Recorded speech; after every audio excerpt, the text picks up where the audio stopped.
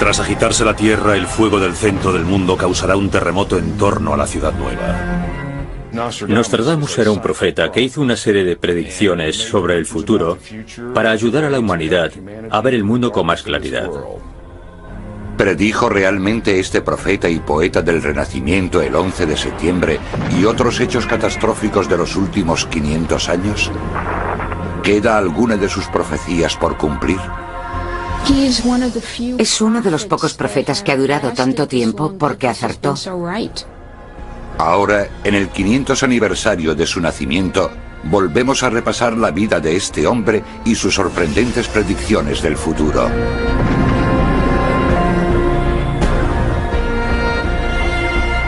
Nostradamus 500 años después, episodio 1.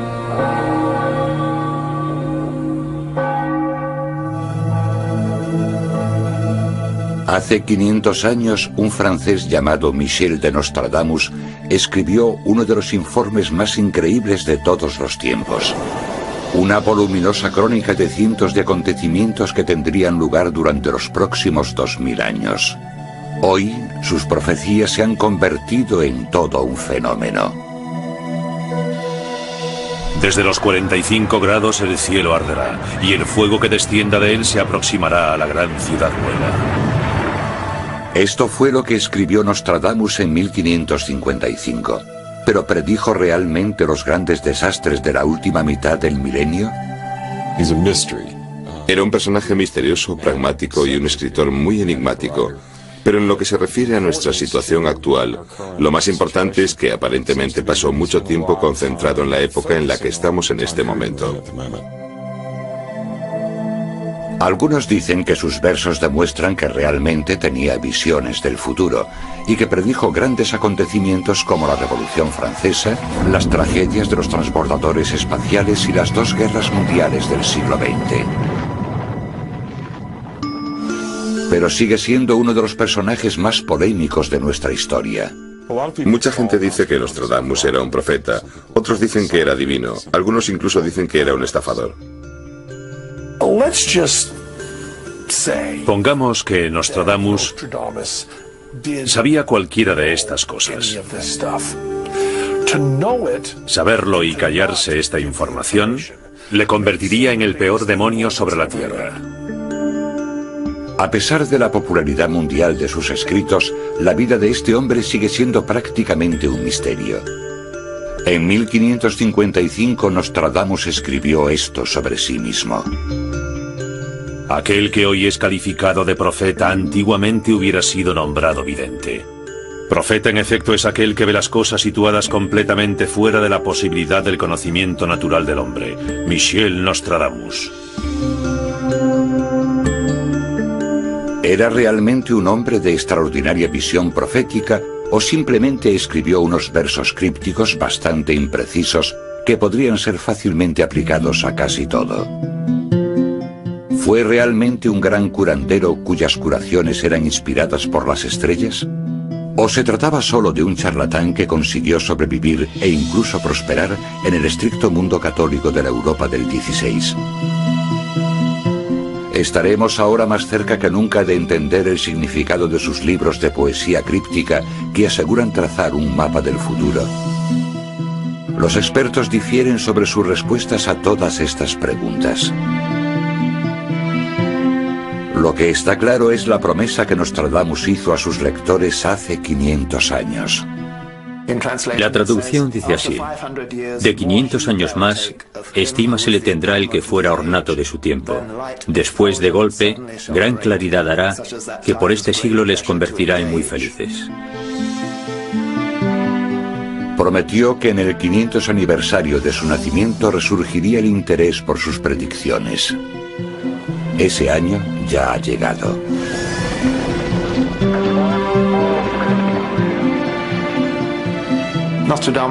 El 500 aniversario de Nostradamus es importante porque él mismo sugirió en uno de sus cuartetos que después de 500 años sus profecías serían más apreciadas. Muchos creen que Nostradamus predijo acontecimientos tales como la caída del comunismo, la guerra del Golfo y la muerte de la princesa Diana siglos antes de que ocurriesen. Muchas de las cosas que predijo Nostradamus para esta época, que incluso hace 10 años, cuando la guerra del Golfo Pérsico pensábamos que eran ridículas, ahora parecen estar haciéndose realidad. Cada día lo podemos ver en la CNN. ¿Predijo Nostradamus el surgimiento del nazismo en Alemania? ¿Las batallas aéreas de la Segunda Guerra Mundial? ¿Incluso el asesinato de Kennedy? El problema con cualquiera de estos hechos individuales es que no estás tratando un asunto real, porque para que fuera real, tendría que haber sucedido. Quiero decir, es como si alguien viene a mí y me dice que hay posibilidades de que ocurra otro desastre en el mundo en los próximos 5 años. Esa predicción ya la habíamos oído antes.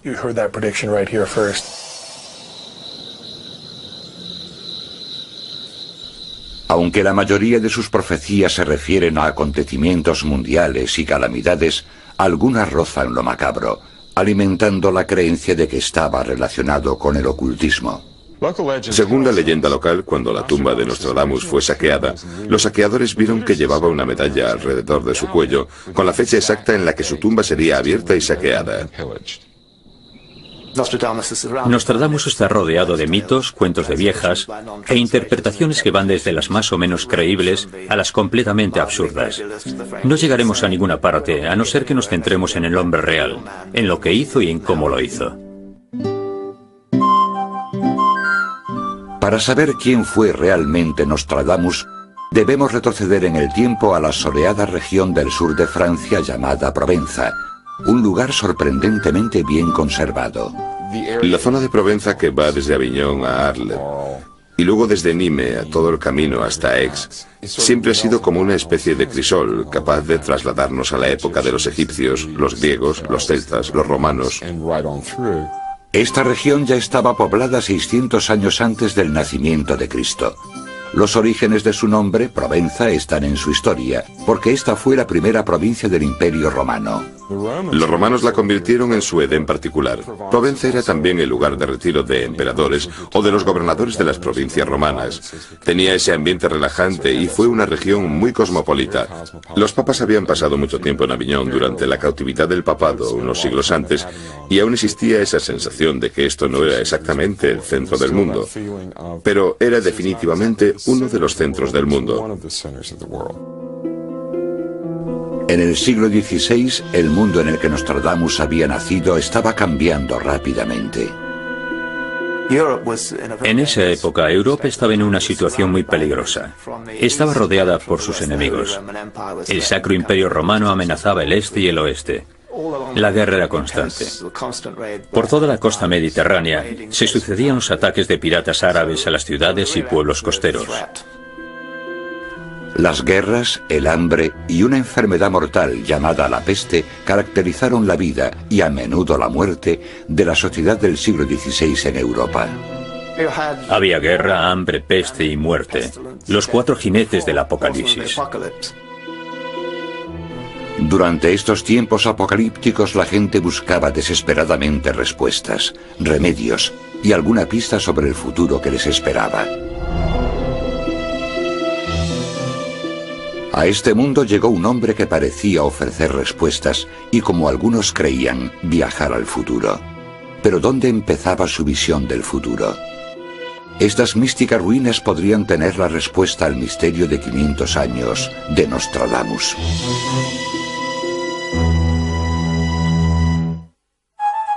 Ha pasado casi medio milenio desde que Nostradamus escribiera sus asombrosas predicciones del futuro. Y ha seguido siendo famoso gracias a los más de 400 libros populares que han sido publicados acerca de sus profecías.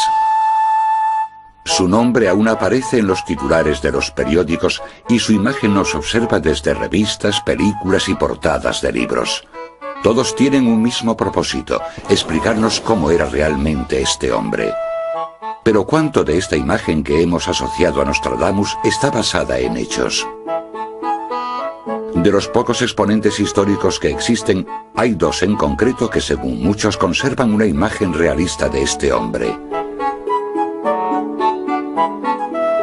El primero es un retrato de Nostradamus pintado por su hijo César. César era un pintor bastante bueno. Este retrato nos muestra a un hombre sonriente, como si estuviese a punto de contar un chiste. La imagen del retrato transmite bastante seguridad. Parece como si se tratase de tu abuelo favorito que ha venido a consolarte. Pero también hay un brillo en sus ojos, como si estuviese diciendo, puedo ser bastante gracioso, pero también puedo ser serio y duro.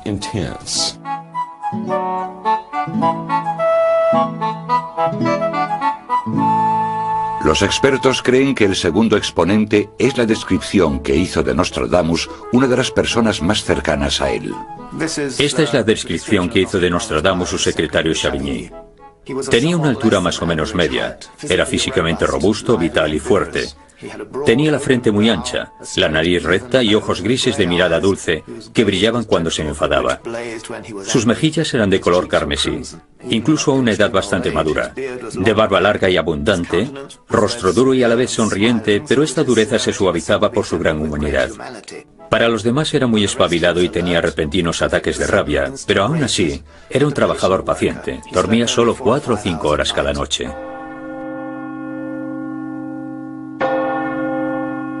La época en la que vivió Nostradamus fue un período de transición. Cuando el miedo y la incertidumbre de la Edad Media fueron llegando a su fin, comenzó una nueva era.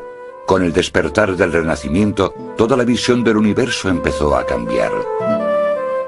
En ningún sitio era esto más evidente que dentro del recinto amurallado de Saint-Rémy, la ciudad francesa donde nació Nostradamus.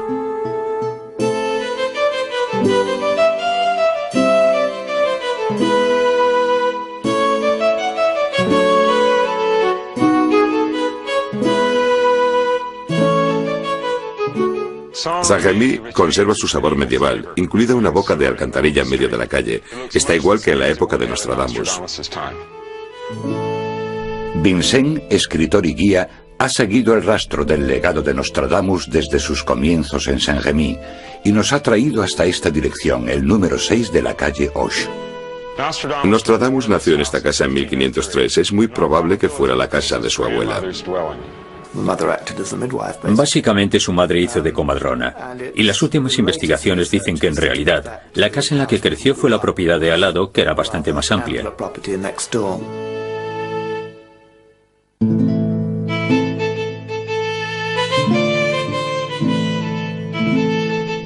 Fue bautizado con el nombre de Michel de Notre Dame, un apellido católico que significa Nuestra Señora. El abuelo judío de Nostradamus adoptó este apellido cuando se convirtió al catolicismo durante la Inquisición española, porque en aquella época los judíos en Europa eran perseguidos. A pesar de la represión religiosa de la época, el sur de Francia era una región cosmopolita, un auténtico hervidero de mitos, magia y emocionantes avances en medicina, matemáticas y astronomía. Más que el lugar perfecto, era probablemente el único lugar en Europa en el que alguien como Nostradamus podía haberse formado, haber aprendido y logrado su cometido. Desde una edad muy temprana, el joven Michel de Notre Dame estaba interesado por estas materias. Su abuelo paterno, Jean de Saint-Rémy, era el consejero del pueblo y quizás también fuera el médico. Así que en la familia había mucha tradición por estudiar. Desde una edad temprana Nostradamus estudió latín y probablemente un poco de hebreo y matemáticas. Además de enseñarle algunas nociones básicas de matemáticas, latín, griego y hebreo, su abuelo le introdujo en el mundo de las ciencias celestiales. Y seguramente heredaría de él su astrolabio, el instrumento medieval que antiguamente se usaba para determinar la altitud del Sol y otros cuerpos celestes. Más tarde, Nostradamus escribiría sobre las maravillas astronómicas que despertaron su interés por la astrología. Júpiter se une más a Venus que a la Luna, apareciendo de plenitud blanca. Venus escondida bajo la blancura de Neptuno, de Marte golpeado por la pesada rama. Aunque algunos creen que este poema sugiere que Nostradamus predijo las órbitas de los planetas, es muy probable que sacase la idea del libro sobre los giros de los orbes celestes de Copérnico, publicado en 1543, en el que incluía su teoría del sistema solar. Pero si su temprano interés por la astronomía fue inspirado por su abuelo, su entorno escondía su pasión por la antigüedad. Provenza está repleta de historia, y Saint-Rémy es uno de esos lugares donde la historia simplemente se acumula en una ruina encima de otra ruina. Para el joven Nostradamus, la conexión más viva y directa con otros tiempos no estaba en algo sobrenatural, sino a solo unos metros al sur de su casa en Saint-Rémy. Nostradamus jugaba aquí cuando era pequeño. Fue su primera introducción a la historia antigua de la región. En 6 de sus cuartetos predijo que en esta región se descubriría un gran misterio o un tesoro enterrado. Bajo los antiguos edificios vestales, de Polman sol en caverna de cabra.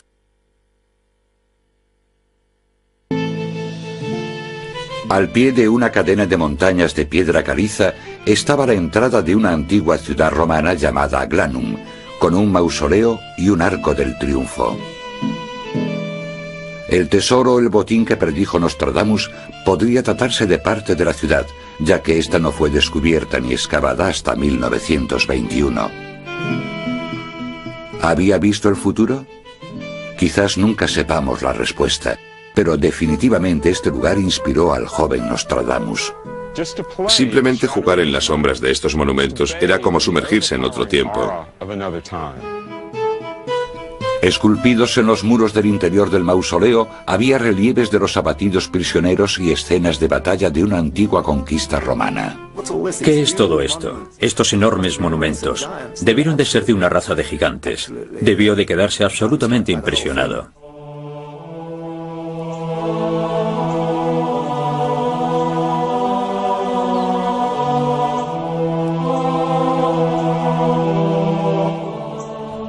Seguramente Nostradamus se quedó maravillado ante las propiedades acústicas del interior del Arco del Triunfo romano, ya que el eco amplificaba los sonidos que se hacían dentro de él.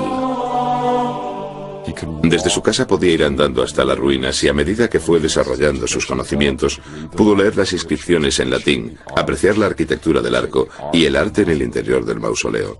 Parece ser que el lugar le ayudó a hacerse su propia idea de la historia en sí. Se dio cuenta de que no estábamos viviendo en un pequeño límite de tiempo humano, sino que había siglos en los que habían pasado cosas, en los que se habían perdido cosas muy importantes. También le fascinaba una cantera de la zona que aún existe y que se usó para construir la antigua ciudad romana. Los estudiosos creen que esta cantera inspiró uno de sus pasajes más enigmáticos. Esta es la pirámide a la que se refiere Nostradamus en la Centuria Cuarta, cuarteto 27. Salón, Manfón, Tarascón de Sex, el arco donde está en pie todavía la pirámide, vendrán a liberar al príncipe de Dinamarca. Nunca nadie ha descifrado esta profecía. Los expertos creen que puede referirse a la liberación de un príncipe secuestrado, pero dónde y cuándo sigue siendo un misterio. Lo único que está claro es que este viejo lugar marcó un principio. Este lugar inspiró a Nostradamus. Más o menos podemos especular que esto le ayudó a ver la historia de una manera más amplia, a pensar no solo en la vida de un hombre o en un periodo de vida en concreto, sino en términos de cientos y miles de años. El conocido poeta y estudioso del siglo XVI, Pierre de Ronsard, escribió esto sobre Nostradamus. Quizá fuera la inmensa eternidad de Dios Todopoderoso lo que hizo surgir el poder de Nostradamus. O quizá fuera cosa de un demonio malvado o bondadoso. Quizá su espíritu escala hasta el cielo por encima de los mortales y desde allí repite sucesos prodigiosos. Yo no lo hubiese creído si el cielo que concede el bien y el mal a la humanidad no hubiese sido su inspiración. Era una época maravillosa.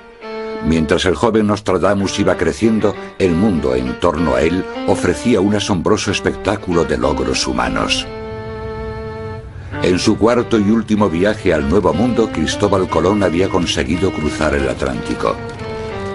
En Florencia, Italia, el escultor Miguel Ángel Buonarroti había tallado una pieza de mármol de 5 metros de altura llamada el David.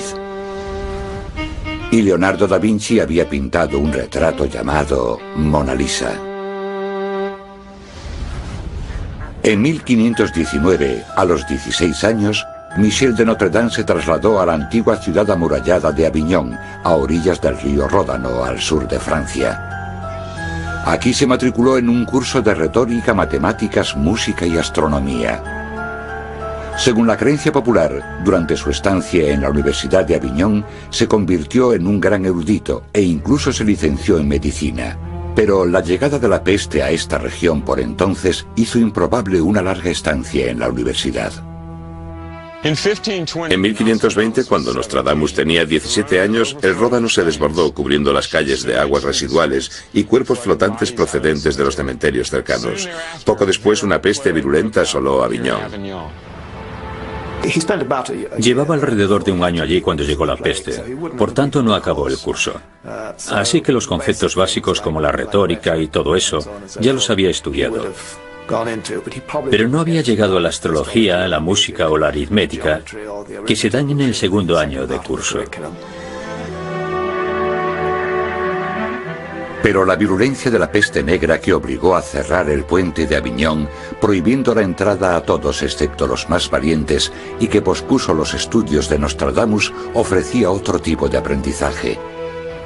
Quizás este acontecimiento ayudó a Nostradamus a entender la importancia del agua dulce para mantener la higiene de una ciudad. Más tarde, como médico, insistiría en el agua dulce y las calles limpias como forma de prevenir la peste. Hay documentos que atestiguan que Nostradamus dejó Aviñón en 1521 y se dedicó a recorrer el campo francés en busca de hierbas y remedios. Mientras que hoy una farmacia francesa moderna ofrece una amplia variedad de medicinas, en la época de Nostradamus las farmacias eran así.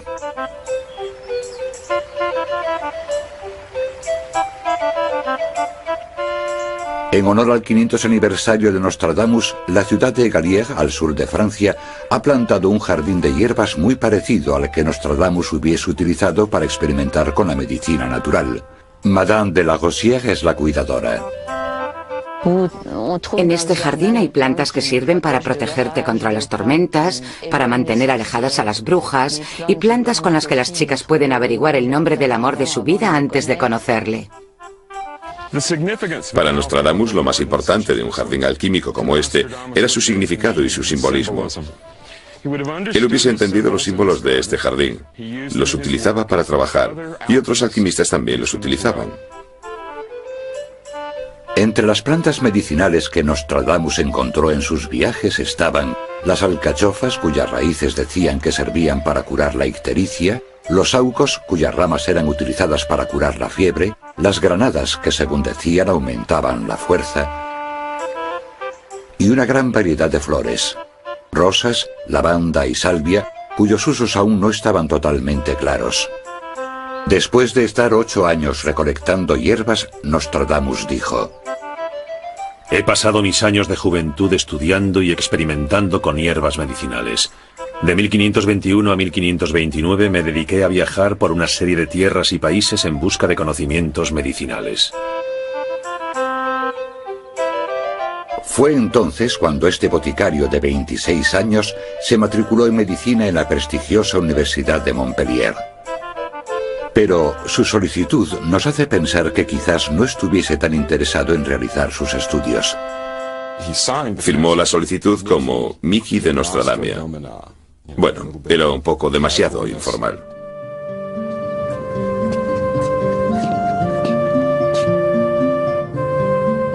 Mucha gente cree que fue aquí donde el autodenominado Miki de Nostradamia cambió su título de farmacia por su licenciatura en medicina, pero eso ahora se ha puesto en duda.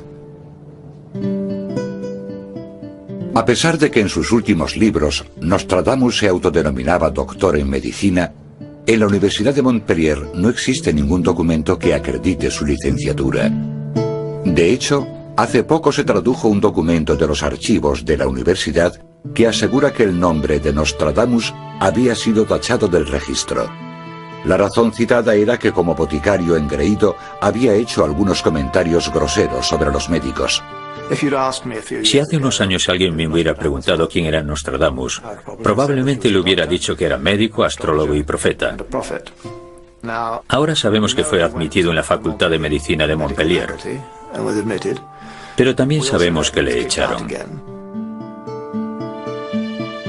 A pesar de este contratiempo, él estaba decidido a ser médico, y por tanto Michel de Notre Dame latinizó su nombre en Nostradamus y se dispuso a seguir la gran tradición de Hipócrates. El padre de la medicina había dicho una vez que un médico tiene que ser también un viajante. Para Nostradamus eso significaba seguir a la peste. Nostradamus se convirtió en un médico muy eficaz contra la peste. Si era o no médico, eso ya es otra historia. Pero sin duda, cuando todos los médicos de la zona salieron huyendo, él fue uno de los pocos que entró e intentó controlar la peste.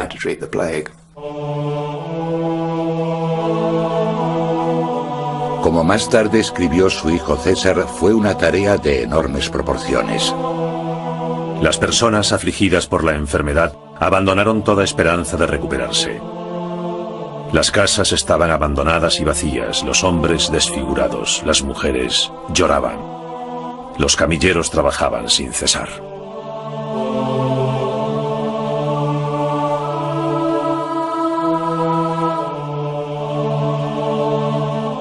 El propio Nostradamus hizo esta espeluznante observación cuando entró en la ciudad infestada por la peste.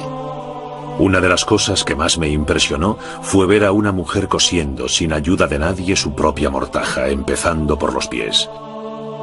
La encontraron muerta en medio de su casa con la mortaja a medio terminar. En el siglo XVI, el conocimiento de las estrellas era fundamental para la medicina. Los médicos usaban la astrología y el día de nacimiento del paciente para diagnosticar su enfermedad. Luego seguían con una serie de tratamientos rudimentarios. Cientos murieron no solo de enfermedades, sino también de la práctica de sangrías y la aplicación de sanguijuelas en la piel. Nostradamus era un médico bastante convencional. Practicaba sangrías cuando lo creía necesario. Aplicaba sanguijuelas y esas cosas. Muchos de los escritores contemporáneos le veían como el gran médico del siglo XVI, con multitud de conocimientos modernos, pero ese no era el caso. Su máxima era, usa lo que funcione. Y él relató en uno de sus libros que sangrar no era nada bueno. Podríamos decir que él utilizó este método, pero que no funcionó tan bien como a él le hubiese gustado. Nostradamus usó su conocimiento de las hierbas medicinales para inventarse nuevos remedios. El más conocido fue la pastilla de rosas, una fórmula que creó en 1555. 300 o 400 rosas rojas arrancadas antes del amanecer, pulverizadas y mezcladas con el serrín del ciprés más verde, lirio de Florencia, clavos y raíz de cálamo. Ahora sabemos que la raíz de cálamo es un poderoso antioxidante. Es también bueno para el sistema inmunológico. Ayuda a curarse y tiene muchas otras propiedades, y este era uno de sus principales ingredientes. Así que, según parece, las pastillas de rosa tenían un poco de alcanfor y los escaramujos aportaban vitamina C. El alcanfor actuaría como antiséptico.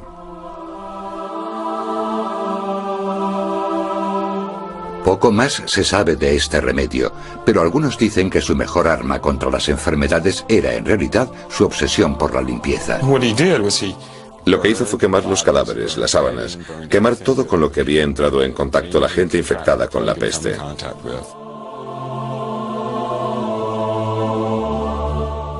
También recomendó ventilar las casas, dejar correr el agua y cosas por el estilo. También limpiar las calles, bueno, desinfectar bien las calles. Y con esto lo que hacía era sacar a las ratas de allí, matar a un montón de ratas y a un montón de pulgas que eran las que propagaban la peste. Consiguió ganar un mes, la peste duró solo 2 meses, y eso fue algo bastante milagroso para esa época.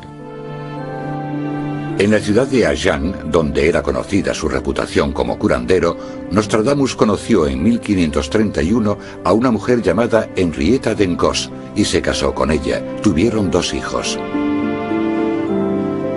Según la leyenda local, durante los años que estuvieron juntos, Henrietta despertó otra vez el interés de su marido por las artes místicas. Compartió con ella los antiguos libros que él había estudiado de pequeño e incluso se adentraron en la práctica de la magia ritual. Pero si en esa época Nostradamus era realmente un profeta, sabría que su felicidad pronto tendría un trágico final.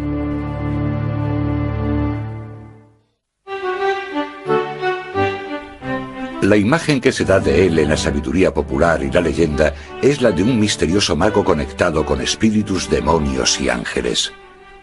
Pero, si retrocedemos en el tiempo, surge una imagen diferente, la de un hombre normal, de una familia media, incluso un tanto distinguida. Esta casa de campo perteneció al hermano pequeño de Nostradamus, Bertrand. En su época era una espléndida casa de campo, por tanto esto nos indica que Bertrand no solo era un rico terrateniente y comerciante, sino que también era el capitán de la milicia local. Sin duda, la riqueza familiar permitió a Nostradamus viajar todo lo que quiso. En 1533 realizó otro viaje por Europa y el sur de Francia. Él hablaba de estos viajes como períodos de estudio y aprendizaje. Uno de estos viajes le llevó hasta Italia a casa de Julio César Scaliger, un científico matemático y, lo que era más importante para Nostradamus, un prestigioso médico licenciado en la Universidad de Montpellier, la misma de la que él había sido expulsado.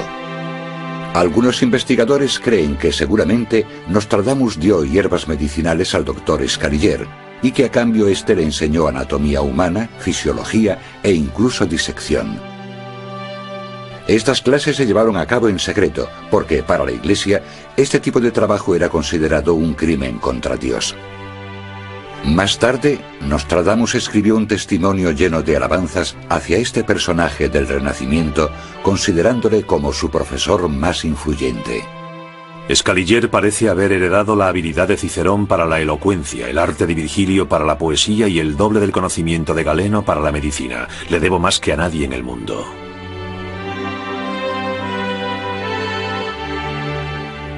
Otra de las cosas que más influyeron en la vida de Nostradamus fue una tragedia familiar.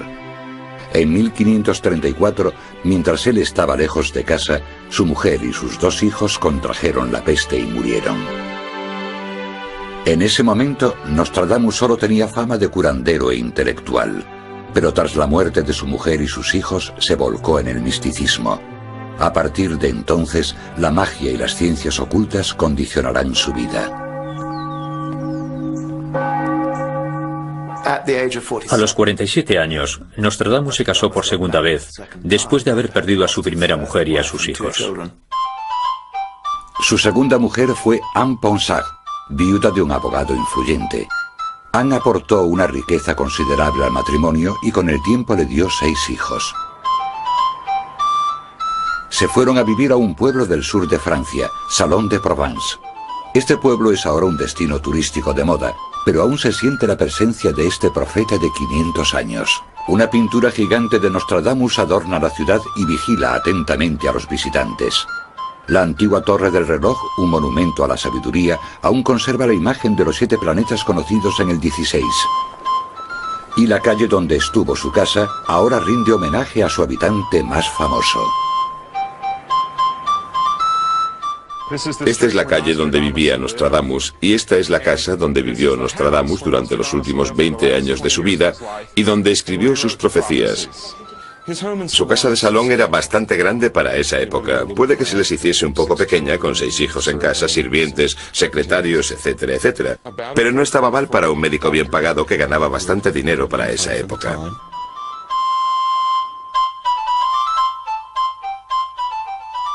En 1550, Nostradamus empezó a escribir almanaques que incluían información práctica del año venidero para los granjeros. Los almanaques de Nostradamus eran muy similares al almanaque del pobre Ricardo, de Benjamin Franklin. Incluían un pronóstico del tiempo, información sobre las cosechas y la comida, sugerencias de cómo vivir y qué comer. Y a veces también citas de otras personas famosas de la época. Sin duda incluían datos de astrología. Y los publicó para ganar más dinero y así poder mantener a su numerosa familia. Los almanaques contenían pequeñas profecías del futuro, predicciones que se hacían realidad si creías en ellas. En toda la luna nacerán monstruos diversos, tanto humanos como animales, inundaciones, sequías, obispos nacen y princesas mueren. El rey Enrique II lo leía casi todos los días. Sin duda causaron bastante revuelo. Nostradamus fue una de las primeras personas en ganarse la vida escribiendo almanaques anuales. Tras el éxito de esta publicación, Nostradamus quiso llegar a un público más amplio con su Tratado de los Afeites y las Confituras. En el siglo XVI había esta idea de que si pertenecías a la nobleza, si eras una dama tenías que tener un cierto tipo de aspecto. Y a las mujeres de clase media les interesaba mucho todo esto, así que fue muy buena idea. Toda mujer adinerada que quisiese tener los dientes más blancos, una piel más clara y un buen remedio para teñirse el pelo cobrizo, compró un ejemplar. Y Nostradamus sacó mucho dinero de esto. Fue el equivalente del siglo XVI a un bestseller.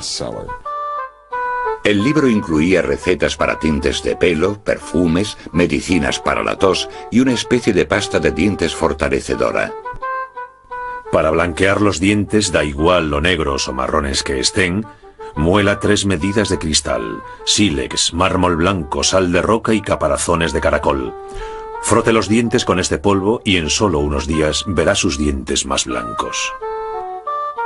Mientras los europeos compraban sus productos de belleza por pura vanidad, Nostradamus empezó a ver el futuro.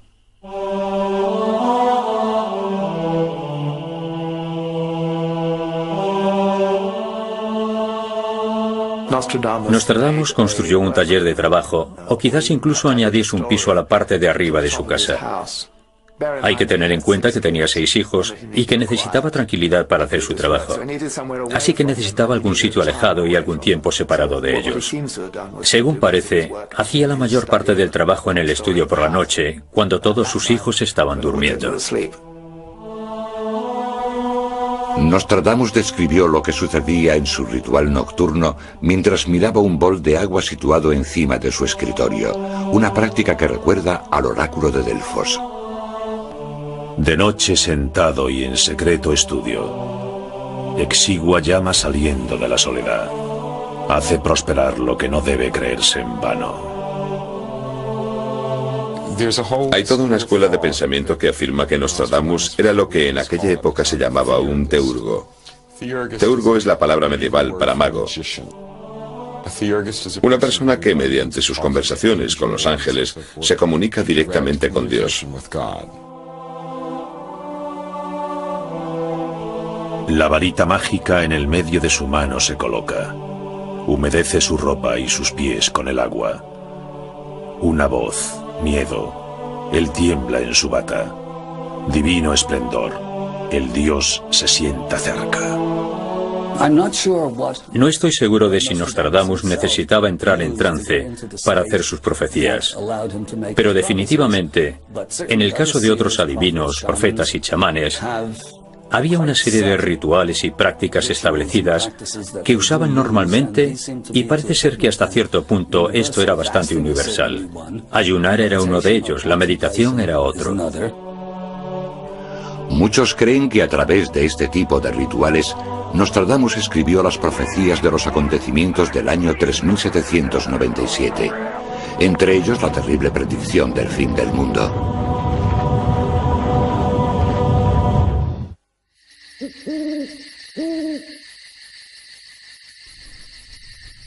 La noche. La noche era para él una herramienta tan importante como sus viejos libros, su pluma y su astrolabio que había sido un regalo de su abuelo. De vez en cuando Nostradamus se quedaba despierto toda la noche practicando la adivinación.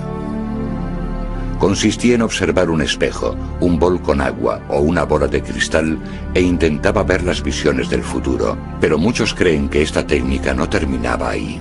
En un pasaje del prólogo de sus profecías, dice que el verdadero secreto de este método se lo llevaría con él a la tumba. Su método para ver el futuro era una combinación de alquimia con astrología, magia cabalística y misticismo cristiano.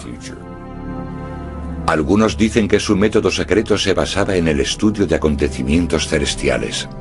Salía de su estudio y se subía al tejado a una especie de torrecilla donde podía estar más cerca de las estrellas. Utilizaba conjunciones astronómicas y alineaciones.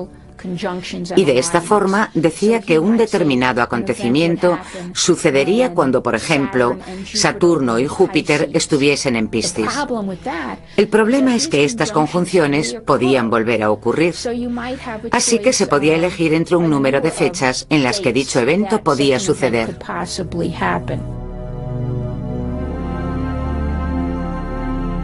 Nostradamus escribió sus predicciones en 1000 poemas de 4 versos llamados cuartetos.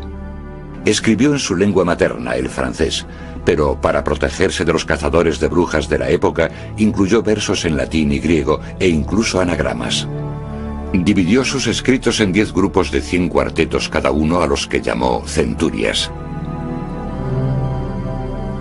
Y nada más terminar su primer conjunto de versos, Nostradamus destruyó cualquier prueba con la que la Inquisición pudiese acusarle de criminal.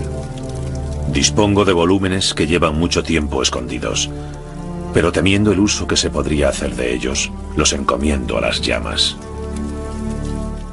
Nostradamus mantenía sus fuentes en secreto, pero eso era algo normal, porque como estaba escribiendo un libro de profecías, no quería que todo el mundo supiese de dónde las había sacado. Si hubiese tenido algún tipo de fuentes mágicas, las habría quemado. No quería que la gente pensase que era un mago. Los lugareños ya sospechaban bastante de él. Los cuartetos de Nostradamus vieron la luz por vez primera en toda Europa en mayo de 1555, cuando se publicó una colección llamada Les Prophéties de Michel de Notre Dame. El más famoso fue el cuarteto sobre el rey Enrique II, que trataba de cómo moriría. Compitiendo en una justa, una lanza atravesaría su casco de oro. El joven león vencerá al viejo. En un campo de liza y a un solo combate. En jaula de oro perforará el ojo, 2 heridas en una, seguidas de muerte cruel. El joven león atravesando el casco y perforando su ojo. Todas estas pistas que están en el cuarteto apuntan directamente a un acontecimiento muy específico. Por crípticos que puedan sonar estos versos para la mayoría de nosotros, en el siglo XVI en Francia estaban muy claros. Enseguida se interpretaron los versos del cuarteto 35 de la primera centuria, asegurando que sugerían que el monarca francés Enrique II moriría en una justa. La reina Catalina de Medici intentó evitar que el rey se batiese en duelo, porque el cuarteto de Nostradamus había predicho su trágico final. Por tanto, esta fue la profecía más importante desde que comenzara su carrera como profeta famoso. El accidente mortal ocurrió en el verano de 1559, cuando en la boda de su hija, el rey organizó una justa. Se enfrentó al conde de Montgomery, el jefe de la Guardia Real escocesa.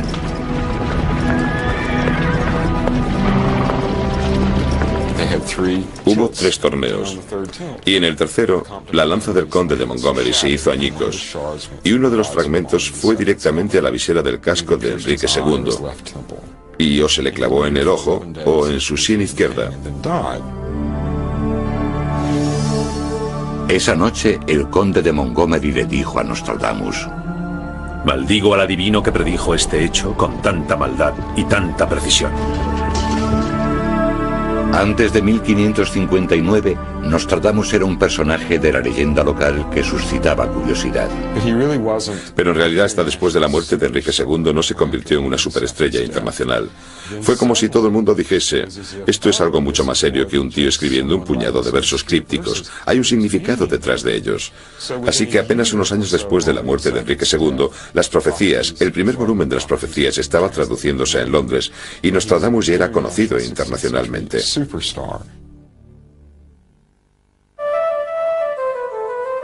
Tras la muerte de Enrique II, la reina Catalina y su corte hicieron un viaje por Francia para intentar tranquilizar al pueblo. La histórica procesión, encabezada por más de 7.000 caballos reales, llegó a Salon de Provence en 1554. Cuando llegaron a su castillo del sur, el Château Lamperrie en Salon, la reina ordenó que le trajeran a Nostradamus. Más tarde dijo: Cuando visitamos Salón, vimos a Nostradamus, quien prometió a mi hijo el rey Carlos IX una larga vida. Nostradamus fue llamado a la corte para tener una reunión con Catalina de Medici, que era la reina en esa época. Como había predicho con exactitud lo que le sucedió al rey, Catalina le pidió que predijera el destino de sus 7 hijos, que eran pequeños. En esa época eran bastante pequeños. La reunión tuvo lugar en la Salle d'Honneur, también conocida como la Sala de la Chimenea.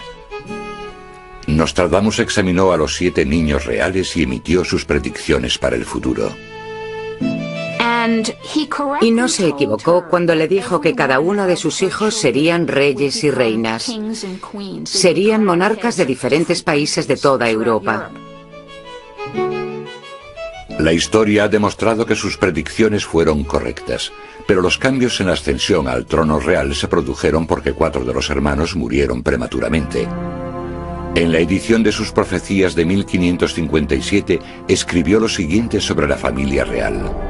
De 7 ramas, a 3 serán reducidos. Los mayores serán sorprendidos por la muerte.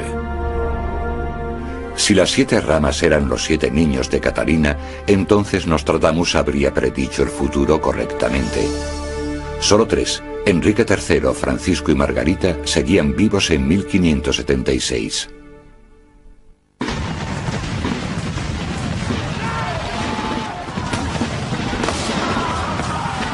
Probablemente predijo también la Revolución Americana. Algunos aseguran que en varios cuartetos escribió sobre los colonos británicos luchando en una guerra por la independencia. Occidente se liberará de las Islas Británicas. La hermana de las Islas Británicas, 15 años antes que su hermano nacerá, sucederá al reino de la balanza. A partir de ese momento, las centurias de Nostradamus serán reconocidas por sus predicciones sobre acontecimientos históricos y sobre personajes. Las más sorprendentes implican a poderosos y tiránicos líderes como Napoleón Bonaparte. Muchos de sus cuartetos eran sobre Napoleón. Decían que Napoleón había nacido en una isla de Italia y que luego sería exiliado a otra isla. A Nostradamus no le caía bien Napoleón. Creo que le llamaba el carnicero. Un emperador nacerá cerca de Italia, que será vendido muy caro al imperio, que les parecerá menos príncipe que carnicero. De soldado simple llegará al imperio, de ropa corta llegará a la larga. Napoleón nació en Italia. De hecho, empezó como soldado con uniforme corto y más tarde, como emperador, llevó largas vestimentas. Por 14 años se mantendrá la tiranía.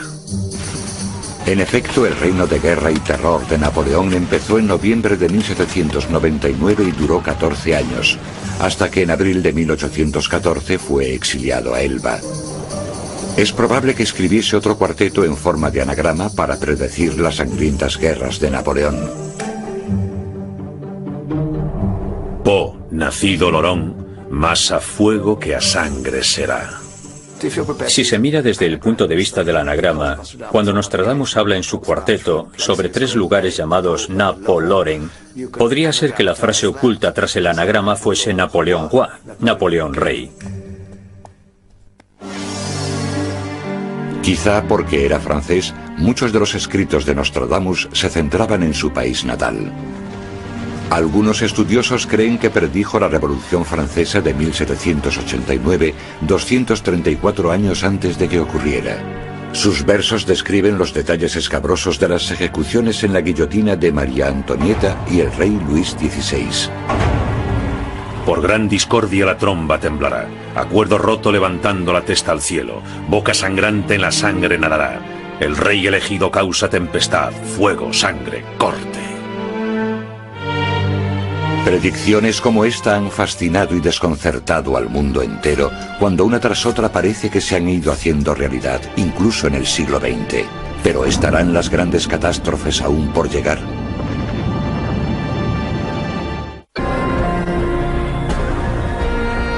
Nostradamus 500 años después, episodio 2. Existe una gran tradición en interpretar y manipular los escritos de Nostradamus. A lo largo de los siglos, determinadas palabras y frases de sus trabajos han hecho creer a muchos que predijo decenas de hitos históricos. Aunque muchas veces predije cosas que acabaron ocurriendo, estaba dispuesto a guardar silencio. Pero después decidí escribir frases ambiguas y crípticas, complicando mis escritos con un lenguaje impreciso, pero sobre todo profético, relatando los acontecimientos de la futura evolución de la humanidad, sobre todo los más urgentes. En 1555 Nostradamus escribió: será pastor semidios honrado cuando la luna acabe su gran ciclo. Este cuarteto podría predecir el trabajo del pionero científico Louis Pasteur, creador de un proceso de conservación de alimentos que lleva su nombre. O quizás simplemente sea un verso que incluye la palabra francesa pasteur, refiriéndose al pastor de la iglesia.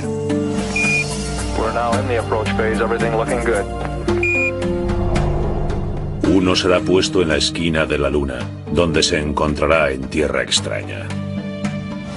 Algunos creen que este pasaje contiene la prueba definitiva de que Nostradamus predijo los futuros viajes espaciales. La llegada del hombre a la Luna fue una de las predicciones más increíbles que hizo Nostradamus, y les diré por qué. Él dice que uno será puesto en la esquina de la Luna, donde se encontrará en tierra extraña.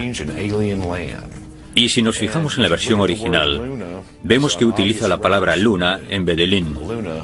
Por tanto, está en latín, no en francés. Y esto ocurrió en 1969. Esta es una de las profecías más claras de Nostradamus.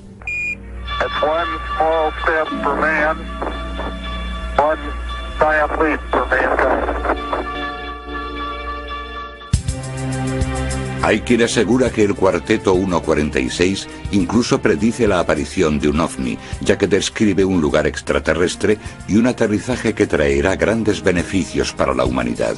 También habla de un terremoto. Gran fuego del cielo en 3 noches caerá. Algo hermoso y admirable sucederá. Muy poco después, la tierra temblará. Los estudios más exhaustivos de los escritos de Nostradamus siempre se han centrado en los versos que parecen predecir uno de los acontecimientos más horribles del mundo: el surgimiento de Adolf Hitler y el nazismo en Alemania. Bestias enloquecidas de hambre cruzarán los ríos. La mayor parte del campo contra Hitler estará. Arrastrará al grande en jaula de hierro cuando el hijo de Germania nada observe. En lo que se refiere a Hitler, Nostradamus tenía bastante que decir sobre él y Alemania. Nunca utiliza el nombre Hitler. En vez de eso, usa un antiguo término para el Danubio, que es el Hister o el Ister.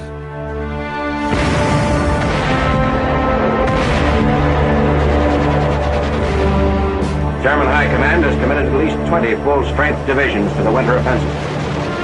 En el cuarteto 224, Nostradamus escribió: la mayor parte del campo estará contra Hitler. Y si echamos un vistazo a la historia, vemos que hubo numerosas naciones que se opusieron a las potencias del eje. Sin duda el mejor ejército del mundo estaba en contra de Hitler, y fue el mejor ejército del mundo el que venció a los nazis. Pero, ¿por qué Nostradamus usó el término Hitler para referirse al dictador alemán? Nostradamus utilizaba alusiones para representar simbólicamente gentes y cosas, y una de las palabras que utilizó fue Hitler. Yo estoy convencido de que Hitler es una alusión a Hitler. Solo le falta una letra para formar la palabra Hitler. Se trata de un anagrama de Hitler con un doble sentido, que es algo que le gustaba mucho hacer a Nostradamus. Muchos creen que la frase jaula de hierro fue otro símbolo utilizado por Nostradamus para representar la maquinaria de hierro de la guerra. Un capitán de la Gran Alemania, que por su lengua seducirá a las masas, sojuzgará los confines del Danubio, perseguir las cruces por hierro, saqueo y robo. En el cuarteto 335, Nostradamus predice que alguien seducirá a las masas con su oratoria. Y si lo miramos desde un punto de vista histórico, vemos que Hitler era un magnífico orador y que era conocido como el diablo de la elocuencia, por así decirlo. Y de hecho sedujo a las masas con su oratoria. Los nazis interpretaron los múltiples significados de los cuartetos de Nostradamus en su propio beneficio. Y Hitler sacó provecho del conocido nombre de Nostradamus, citando profecías como esta en su propaganda política. Cederá a la Gran Alemania Brabante, Gante, Brujas y Boulogne. La tregua santa, el gran duque de Armenia, asaltará Viena y Colonia. Magda Goebbels, la mujer del ministro de propaganda de Hitler, creía que Nostradamus había predicho el triunfo de los nazis y su influencia en el partido era notable. Pero además de predecir el triunfo de Hitler, también describió con detalle el gran sufrimiento de sus víctimas. Tras la victoria de rabiosa lengua, vencedor sanguíneo por conflicto de la arenga, asar la lengua y la piel y los huesos. Parece ser que en el cuarteto 456 hay una referencia directa al Holocausto.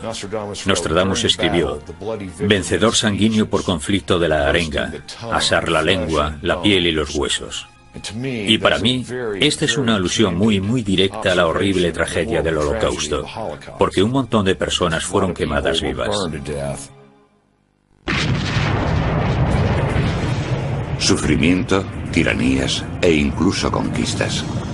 Algunos creen que predijo una de las mayores batallas de la historia. 6 de junio de 1944. Más de 5.000 barcos y aviones desembarcaron a 22.000 soldados aliados en la costa de Normandía, en Francia. Aludió Nostradamus al épico ataque de la Segunda Guerra Mundial conocido como Día D. Por los huevos y lugares circundantes estarán en guerra por causa de las nubes, gámaros, langostas y mosquitos. De le man falta serán bien reveladas. Es fascinante cómo intenta describir estas escenas de batalla con las palabras que él conoce, porque nunca antes ha visto este tipo de cosas.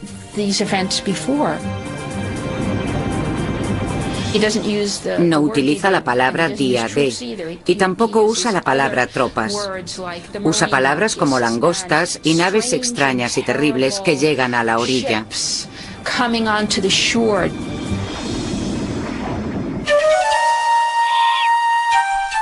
Aparentemente, los crípticos versos de Nostradamus también predijeron los ataques atómicos contra Japón que pusieron fin a la Segunda Guerra Mundial. Cerca de las puertas y dentro de 2 ciudades, habrá 2 azotes como nunca vio nada igual. Hambre dentro de la peste, por el hierro fuera arrojados, pidiendo socorro. Parece ser que aquí se está refiriendo a los ataques nucleares de Hiroshima y Nagasaki. Y hay una frase que dice: dentro de 2 ciudades habrá 2 azotes como nunca se vio nada igual. Y si echan un vistazo a las fotos de la destrucción de Hiroshima y Nagasaki, verán que había trozos de metal por todas partes. Para mí estos versos describen claramente un ataque nuclear, algo que nunca antes había ocurrido en la historia hasta el año 1945. Además de la destrucción provocada por la Segunda Guerra Mundial, Nostradamus también pudo haber predicho los grandes cambios sociales que se produjeron en Europa Oriental medio siglo más tarde. La ley comunal se hará en la oposición. Viejo aguantará fuertemente tras ser lanzado del medio. La amistad entre amigos será arrojada hacia atrás. El muro de Oriente caerá, rayos y truenos. Predijo la caída del comunismo. Hay cuartetos que hablan sobre Rusia. Habla sobre el muro de Berlín, pero no utiliza la palabra Berlín. Aunque las profecías son muy numerosas, fueron escritas en un periodo de tiempo relativamente corto. Tardó poco más de 2 años en escribir su colección de cuartetos. Pero en esa época sus visiones llegan hasta el año 3797. ¿Podría este año marcar el fin del mundo?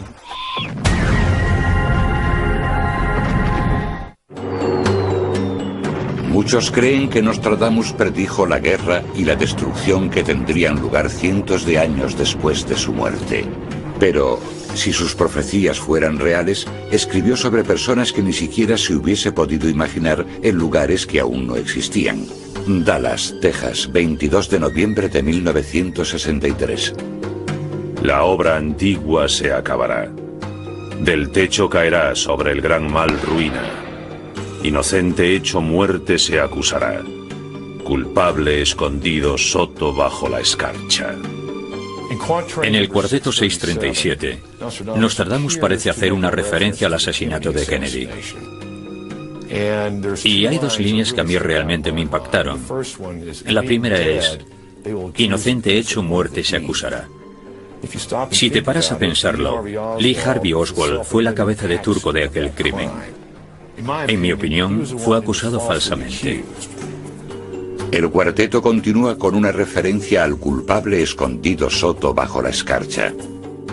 Y si buscan en el diccionario la definición de la palabra soto, verán que describe un sitio poblado de árboles y arbustos. Y al haber vivido en Dallas, puedo asegurar que esta palabra describe perfectamente las montañas de la zona. Otro cuarteto, escrito en 1556, predice aparentemente la desgracia de otro presidente de Estados Unidos, Richard Nixon. El viejo burlado y privado de su plaza por el extraño que lo sobornará. Este pasaje podría haber predicho también la desgracia de otro presidente americano más. Hará cegar por lívido el honor. Será conocida del adulterio la ofensa, que llegará a su gran deshonor. Los defensores de Nostradamus aseguran que este cuarteto hace referencia al escándalo de la Casa Blanca que involucró a Mónica Lewinsky y al entonces presidente Bill Clinton. I did not have sexual relations with that woman, Miss Lewinsky. Supuestamente el cuarteto número 228 predice la tragedia de otra persona famosa, la princesa Diana, que murió en París el 31 de agosto de 1997. El penúltimo, con el apellido del profeta, tomará a Diana por su día y descanso. Según dicen, la primera frase hace referencia a Dodi Al-Fayed, el hijo del dueño de Harrods, Mohamed Al-Fayed, cuyo nombre es similar al de un profeta islámico. La segunda, su día y descanso, podría referirse al domingo, el tradicional día de descanso y el día de la semana en el que murió. Podrían también referirse al día de fiesta nacional que coincidió con el funeral de Diana. Todas las tiendas y empresas de Inglaterra estaban cerradas, mientras el mundo compartía su dolor por la muerte de una de las mujeres más populares del siglo. Cuesta creer que las profecías de Nostradamus fueran realmente escritas en el siglo XVI, una época tan distinta a la nuestra. Aún así, al igual que su contemporáneo Leonardo da Vinci, Nostradamus parece haber descrito tecnologías que nadie de su tiempo había visto jamás. Cuando el pez terrestre y acuático, por fuerza vaga al suelo sea llevada, su forma extraña, suave y horrorosa, por mar a los muros muy pronto los enemigos. Definitivamente Nostradamus predijo aviones, submarinos y un montón de tecnología moderna. De noche el sol pensarán haber visto, cuando el puerco semi-hombre se vea, ruido, canto, batalla al cielo batir, apercibido. ¿Serían los pilotos de combate los puercos semi-hombres de la visión de Nostradamus? Aquí nos damos cuenta de que a pesar de que viese estas cosas, no las entendía demasiado y las veía como maravillas de la modernidad. Los aviones parece que eran una espada de doble filo. Podía ver que traerían beneficios, pero que a su vez serían también un gran instrumento de guerra.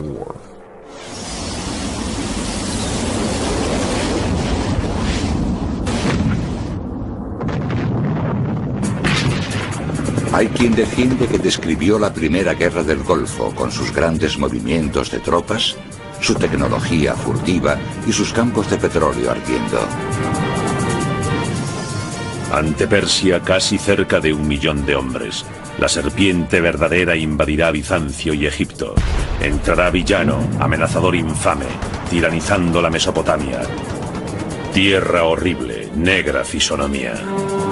Nostradamus utiliza términos antiguos para ciertas zonas del mundo: Libia, Persia, Oriente Medio, generalmente del Islam, del mahometanismo. Habla de hombres con turbantes. Algunos expertos sugieren que existe otro cuarteto más específico sobre la reciente guerra contra Saddam Hussein. No se podrá por el mar proteger. Entre 2 ríos temer mano militar. El negro airado le hará arrepentirse. Según parece, en el cuarteto 633 se hace referencia al combate y a la actividad militar en Irak. Y las 2 líneas que más me impresionaron son las que dicen: entre 2 ríos temer mano militar. El negro airado le hará arrepentirse. Por tanto, yo creo que aquí se refiere a la guerra de Irak, porque Bagdad está situada entre 2 ríos, el Tigris y el Éufrates, que son 2 de los ríos más significativos de la historia. El negro airado le hará arrepentirse. Puede que sea una referencia a Colin Powell, intentando que Saddam Hussein se arrepintiese de sus acciones. Una cosa está clara: Nostradamus rara vez escribió sobre tiempos de paz. La mayoría de sus cuartetos se refieren a destrucciones. Una de sus descripciones de un desastre inminente se conoce como el Cuarteto del Cometa. Después de la gran lucha humana, una mayor se apresta. El gran motor los siglos renuevan. Lluvia, sangre, leche, hierro y peste. En el cielo luz de fuego, corriendo larga centella. Si echas un vistazo al cuarteto que habla del cometa y la larga centella, te das cuenta de que la idea del cometa y de la tragedia de la lanzadera espacial podrían ir unidas, que forman parte de una misma metáfora, parte de una misma imagen.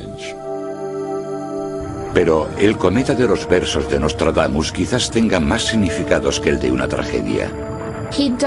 Sí que habla de cometas, pero normalmente como presagios de un acontecimiento. No habla de que necesariamente vayamos a ser golpeados por un cometa. De hecho, algunos piensan que aquí estaba hablando de una serie de acontecimientos que tendrían lugar en nuestra época. Mabus pronto entonces morirá. Llegará de gente y bestias una horrible derrota. Luego de golpe la venganza se verá. Mano, sed, hambre, cuando corra el cometa. Cuando echamos un vistazo a algunos de estos cuartetos que aparentemente se refieren a nuestra propia época, tenemos que buscar los anagramas, los acontecimientos, las posibles interpretaciones que quizás a simple vista no sean tan evidentes. El cuarteto número 262 nombra a un líder malvado o a unos líderes con un nombre extraño: Mabus. Mabus es un anagrama que aparentemente se creó a partir del nombre Osama Bin Laden y George Bush, componentes que si se juntan forman el nombre Mabus. Así que parece ser que Nostradamus está indicándonos una época en la que desde su punto de vista es muy difícil distinguir a los buenos de los malos. Simplemente ocurren muchas cosas extrañas y todo se complica. ¿Estarán ocurriendo ya los trágicos acontecimientos descritos en el cuarteto de Mabus? Desde los 45 grados el cielo arderá, fuego acercándose a la gran ciudad nueva. Al instante gran llama esparcida saltará cuando se quiera de normandos hacer prueba. Con respecto a los acontecimientos del 11 de septiembre, hay varias palabras clave en 6 o 7 cuartetos que realmente parecen hacer referencia a esta tragedia. Una es la referencia a una gran llama que saltará al cielo. Los expertos también destacan la frase que contiene la ciudad nueva. La ciudad nueva hace alusión a Nueva York. Y si lo piensas, en la frase la gran ciudad nueva, detrás de ciudad nueva podrías poner fácilmente York. Y por tanto, te das cuenta de que, con ciudad nueva, Nostradamus está aludiendo a la ciudad de Nueva York. El verso más importante del cuarteto parece predecir la localización exacta. Desde los 45 grados el cielo arderá. Hace referencia a los sucesos del 11 de septiembre, porque el estado de Nueva York está a 45 grados de latitud norte. Supuestamente, Nostradamus escribió estos versos sobre un país que estaba a 4.800 kilómetros y aún no había nacido. Pero algunos expertos son escépticos. Me gustaría que los defensores de Nostradamus nos hablasen del siguiente desastre tipo World Trade Center antes de que ocurriese, no después. No es justo ver lo que ha ocurrido y luego coger los escritos y decir, ajá. De hecho, muchos están convencidos de que no tenía ningún tipo de poder especial y de que en realidad no era más que un charlatán. Simplemente es una más de las cosas sin sentido en las que la gente cree. No hay ningún misterio en torno a Nostradamus.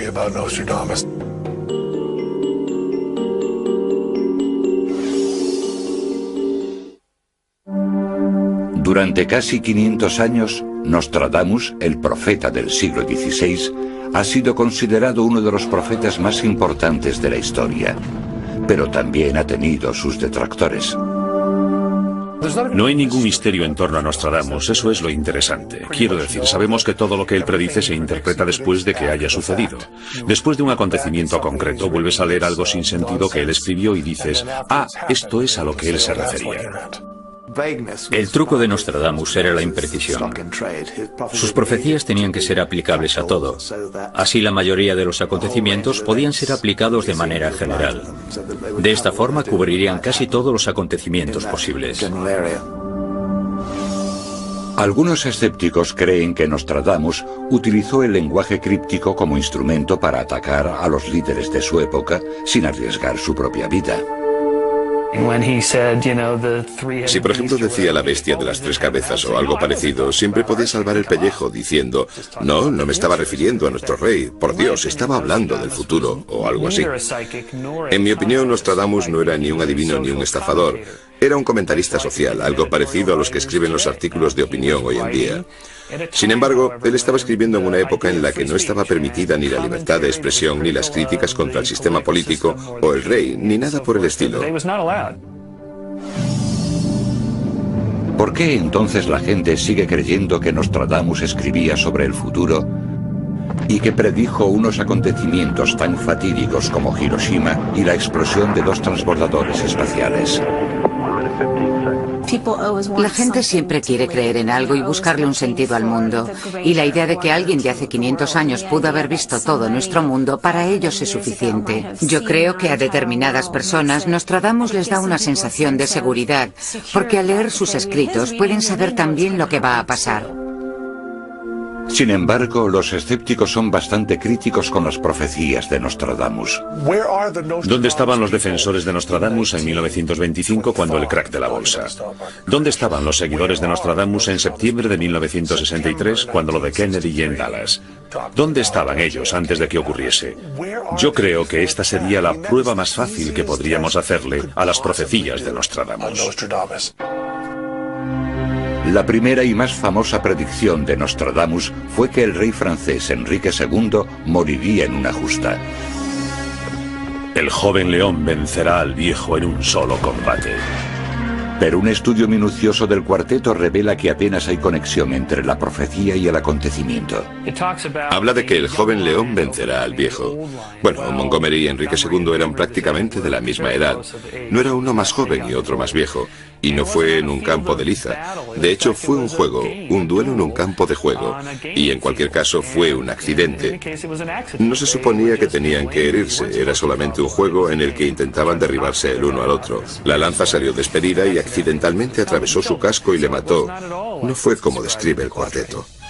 Algunos dicen que predijo uno de los acontecimientos más famosos de la historia de Europa, el gran incendio de Londres de 1666. La sangre del justo en Londres será escasa, quemados por rayos de 23 los 6. La dama antigua caerá de puesto alto, de misma secta muchos serán muertos. Pero estos versos, escritos en 1564, también podrían referirse a sucesos que tuvieron lugar en su propia vida. Otra supuesta profecía famosa de Nostradamus fue el gran incendio de Londres, pero en realidad probablemente se tratase de otro comentario social de Nostradamus. La quema de inocentes en Londres no tuvo nada que ver con un incendio ocurrido 100 años más tarde. Pero en su época quemaban a mujeres en las hogueras acusadas de practicar la brujería. Y cuando habla de los rayos y las llamas y las cosas ardiendo, se estaba refiriendo en realidad a los palos en donde ataban a las brujas, a las hogueras. Él estaba horrorizado con todo esto, y eso era lo que se refería en el cuarteto. Sus detractores también prefieren una explicación alternativa a los grandes avances científicos predichos en sus versos. Creen que simplemente Nostradamus relataba las visiones fantasiosas que muchas veces sus contemporáneos comentaban haber visto en las nubes. Las profecías que supuestamente se refieren a submarinos o aviones, e incluso viajes en el espacio, son en su mayoría interpretaciones erróneas de las adaptaciones que hacía Nostradamus de sucesos conocidos. En este caso, los aviones eran las visiones que la gente había contado haber visto en las nubes. Y no solo es que existan estos relatos, sino que también hay ilustraciones y grabados de estos monstruos, de estas visiones en las nubes. Así que no son aviones, no son submarinos. Según dicen, la figura de Napoleón Bonaparte aparece en varios cuartetos. Un emperador nacerá cerca de Italia, que será vendido muy caro al imperio, que les parecerá menos príncipe que carnicero. De soldado simple llegará al imperio, de ropa corta llegará a la larga. Pero aunque los versos parezcan describir a Napoleón, en realidad podría tratarse de cualquiera. El cuarteto supuestamente habla de Napoleón cuando dice soldado simple llegará al imperio, pero esto se podría aplicar a prácticamente cualquier persona. Por ejemplo, Harry Truman fue un simple soldado en la Primera Guerra Mundial. A finales de la Segunda fue el presidente de los Estados Unidos y lanzó la bomba atómica. Para los defensores de Nostradamus, el cuarteto más concreto y más espeluznante es el que, según ellos, describe a Adolf Hitler. Bestias enloquecidas de hambre cruzarán los ríos. La mayor parte del campo contra Hitler estará. Nostradamus nunca predijo a Hitler. La verdad es que en una ocasión habla de un capitán de la Gran Alemania, que supongo que encajaría más o menos. Pero la afirmación típica es que utiliza la palabra Hitler en varias ocasiones, porque se trata en realidad de una especie de anagrama del nombre Hitler. ¿Por qué no escribió simplemente Hitler? ¿Por qué no escribir directamente esa palabra? Eso sería importante, ¿no creen? Y si, como muchos creen, las profecías de Nostradamus predijeron los ataques terroristas del 11 de septiembre de 2001, ni siquiera nos dieron ningún tipo de aviso. Cualquiera que crea en Nostradamus y piense que el 11 de septiembre estaba en esos libros tendría que ser procesado. ¿Dónde estaban ellos el 10 de septiembre? Me da igual el 11 de septiembre porque recuerden que fueron aviones, lo que significa que si lo sabían el 10 de septiembre podían haberlo evitado. Si yo hubiese tenido un libro que dijese algo, lo que fuera, sobre lo que iba a pasar el 11 de septiembre, y no hubiese facilitado esa información a la gente que podía haberlo evitado, creo que no habría mejor definición en el mundo para describir la maldad. Aunque hay argumentos racionales que cuestionan sus profecías más atroces, muchas personas siguen viendo a Nostradamus como un profeta. El mundo se interesa por él cada vez que hay una crisis mundial seria, porque abrimos el libro de las profecías para encontrar una respuesta a la crisis. Y si la palabra impresa fue su vehículo de expresión durante los últimos 500 años, los sucesos del 11 de septiembre lo condujeron a un medio que ni siquiera él hubiese vaticinado jamás. Una de las mayores manifestaciones de Nostradamus en los últimos años fue el revuelo que se formó después del 11 de septiembre. El principal grupo de noticias de Nostradamus en Internet recibió más de 8.000 consultas sobre si había predicho los atentados.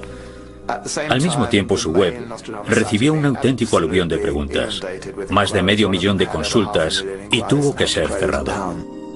En los días posteriores al 11 de septiembre, Nostradamus estaba por toda la red. Fue una de las búsquedas principales en Google.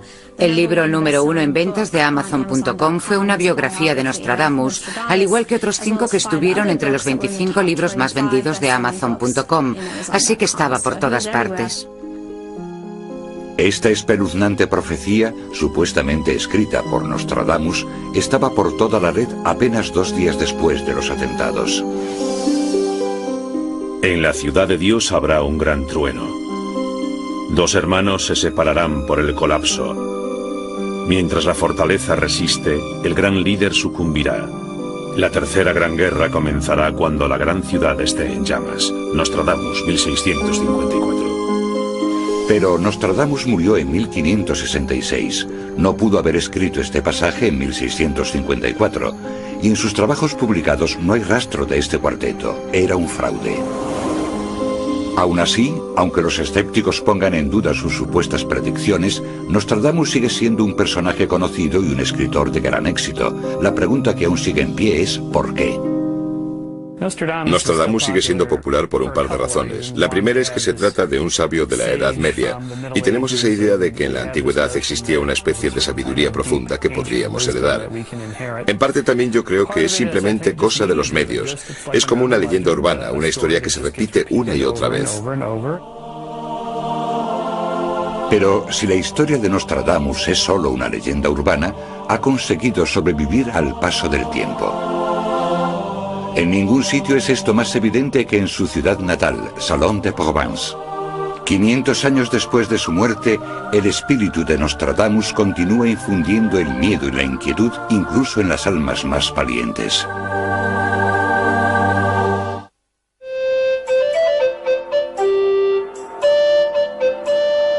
Salon de Provence. La soleada ciudad amurallada del sur de Francia sigue siendo el lugar perfecto para mantener viva la leyenda de Nostradamus. Aquí fue donde escribió unas 36.000 palabras de profecías y predicciones. Crió a 6 hijos y comenzó un legado editorial que ha durado más que ningún otro, algo que ni siquiera el propio Nostradamus hubiese vaticinado.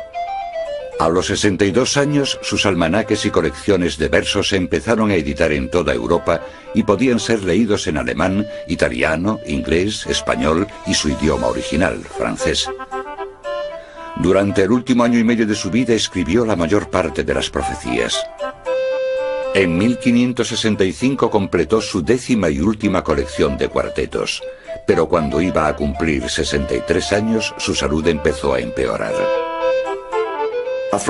Tenía artritis, gota, hidropesía y edema. Llevaba bastante tiempo sufriendo de gota. Era una enfermedad bastante común en esa época. Los informes indican que Nostradamus empezó a escribir su testamento en 1566. Su enorme colección de antigüedades y monedas acumuladas durante sus viajes por toda Europa valía el equivalente hoy en día a casi 1 millón de euros.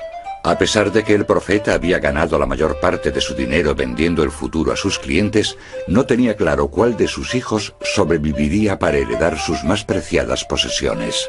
Así que su colección de libros y cartas sería legada al que llegase primero a la edad adulta. Su hijo César heredaría el astrolabio de latón que Nostradamus había heredado de su abuelo.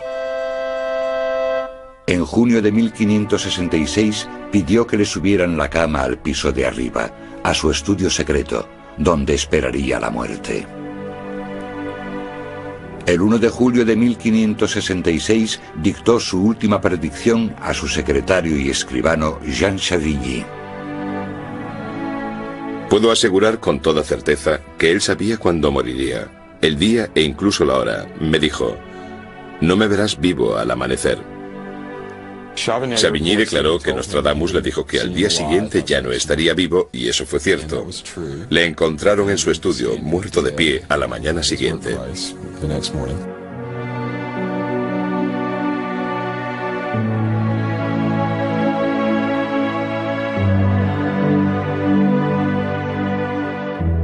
Su viuda, Anne Fonsard, llevó a cabo sus últimas voluntades.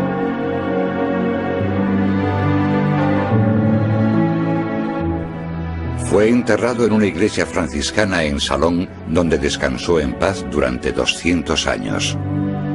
Pero en 1780, durante el caos de la Revolución Francesa, su tumba fue abierta y profanada por saqueadores. El acontecimiento hizo surgir una leyenda. Los saqueadores habían encontrado el esqueleto de Nostradamus con una medalla en torno a su huesudo cuello. Según dicen, la medalla tenía inscrito en números romanos el año exacto en el que su tumba sería abierta y saqueada. Ese mismo año, sus restos fueron recogidos y llevados a su lugar definitivo de descanso en la iglesia de Saint-Laurent, en Salon de Provence. Al principio, Nostradamus fue enterrado de pie de la misma forma que fue encontrado la mañana de su muerte. Después de que su tumba original fuera saqueada, los pocos huesos que quedaron fueron enterrados aquí. La cripta ocupa un lugar de honor en la acertadamente llamada Capilla de Notre Dame. Esta es la segunda tumba de Nostradamus. La inscripción dice: aquí descansan los restos mortales de Michel Noterin, el único hombre digno, a juicio de todos los mortales, de escribir con pluma casi divina, bajo la influencia de los astros, el futuro del mundo.